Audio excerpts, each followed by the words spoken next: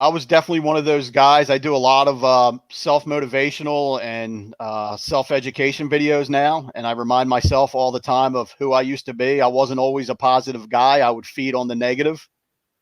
I would always find the 10% that was negative in something, and I would run with it. I would never look at the 90% positive. I'm definitely complete opposite now. If something's 90% negative, I try to find the 10% positive in it.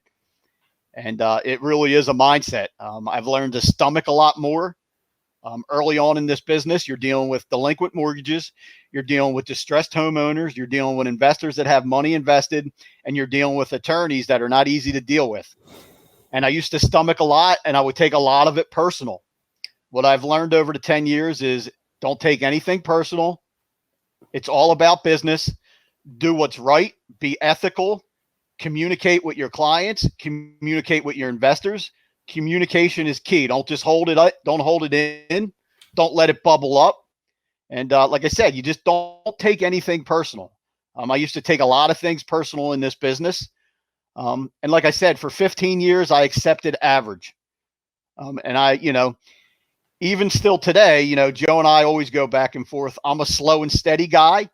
And sometimes I ask myself if I'm moving too slow and too steady.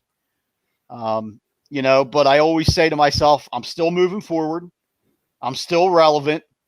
I'm not waking up sick to my stomach because I owe a lot of money like I did when I first started this thing. So slow and steady sometimes is good. So it's good that you're constantly checking in with yourself to make sure that you're moving forward the way that you want to move forward. And I have a good friend of mine who's a mentor of mine always says, Bill, if you're not uncomfortable, you're not moving forward. And, before I'm at where I'm at today, if anytime I was uncomfortable, I would get all stressed out. I would take it personal, and I would think that I was failing in business because I was uncomfortable.